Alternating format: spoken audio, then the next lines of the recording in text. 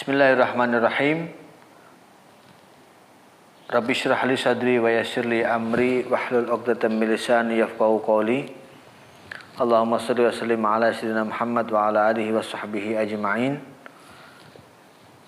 Ada beberapa orang yang mungkin bertanya-tanya seperti tradisi yang berlaku di Indonesia ketika orang melakukan salat tarawih. Di setiap perpindahan rokaat dari satu rokaat ke rokaat yang lain itu diselingi dengan zikir. Misalnya fadlan minallahi wa ni'mah wa maghfiratan wa rahmah ya tawwab ya wasi'al maghfirah ya arhamar rahimin. Kemudian ada taraddi kepada para sahabat, mengucapkan radhiyallahu an kepada para sahabat Nabi, dari mulai Abu Bakar As-Siddiq sampai Umar bin Khattab, Utsman bin Affan, sampai Ali bin Abi Thalib radhiyallahu taala anhum ajma'in. Apakah ini ada dasarnya atau bagaimana? Nah, ini kami ketemukan dalam kitab Syarah Al-Yaqutin Nafis, Su'ila wa zur'a 'anis salati 'alan nabiy sallallahu alaihi wasallam wa taraddi an ashabihi ba'da kulli rak'ataini min salati tarawih. Beliau ditanya tentang sholawat kepada Nabi dan mengucapkan radhiyallahu an kepada para sahabat Nabi setiap setelah 2 rakaat sholat tarawih. Maka beliau, wahiyat tariqatul lati ya'maluha ahlu Hadramut. Tariqah ini diamalkan oleh ahli Hadramut, penduduk Hadramut pertama kali. Faqala lam najid fiha haditsan minas sunnah wala fi kalamis sahabah wa hiya bid'atun manhiyun anha. Ini pendapat beliau.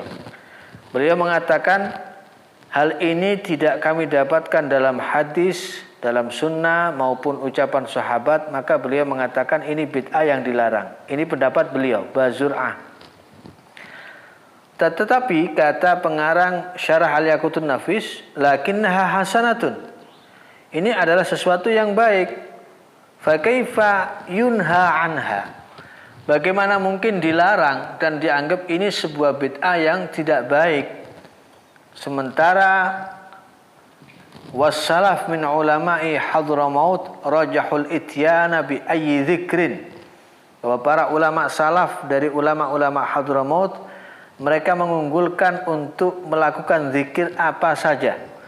Tujuannya hatta la yaltabisa 'alal musallina 'adad rakaat, supaya orang yang sholat ini bisa tahu sekarang ini sudah rakaat keberapa. Kalau sudah zikirnya begini, ini rakaat keberapa. Kan kalau di sini kan kita bisa tahu. Oh, kalau sudah nyebut sahabat Abu Bakar As-Siddiq berarti sudah rakaat kesekian. Kalau sudah setelah Sayyidina Utsman, kemudian fadlan minallah wa ni'mah, sudah akhirat tarawih yang terakhir. Nah, biasanya orang-orang itu paling senang nyebut Sayyidina Ali bin Abi Thalib. Kenapa? Karena kalau sudah disebut Sayyidina Ali bin Abi Thalib berarti sudah mau witir, tarawihnya sudah selesai. Kesimpulannya itu baik.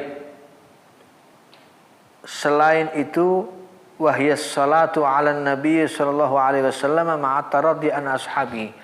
Apa sih buruknya orang yang bersolawat kepada Nabi, berzikir, kemudian mengucapkan taraddi, mengucapkan radhiyallahu an kepada para sahabat-sahabat Nabi sallallahu alaihi wasallam. Yang penting kan tidak diwajibkan. Nah, ini hanya kreasi dalam beribadah. Ya, jadi toh dengan hal ini justru semakin hidup, ya. Sholat diselingi dengan zikir, dengan sholawat dan seterusnya.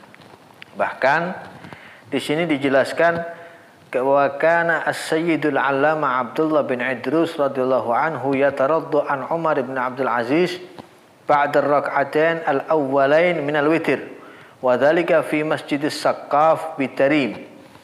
Bahkan Al-Allama Sayyid Abdullah bin Idrus, beliau sampai mengucapkan radhiyallahu an kepada sahabat Umar bin Abdul Aziz setelah 2 rakaat pertama di salat witir. Begitu dapat 2 rakaat ketika salat witir, itu beliau mengucapkan radhiyallahu an kepada sahabat Umar bin Abdul Aziz, dan ini dilakukan di Masjid As-Saqaf di Tarim. Jadi ini kalau ada yang bertanya, mempersoalkan, maka inilah dasarnya.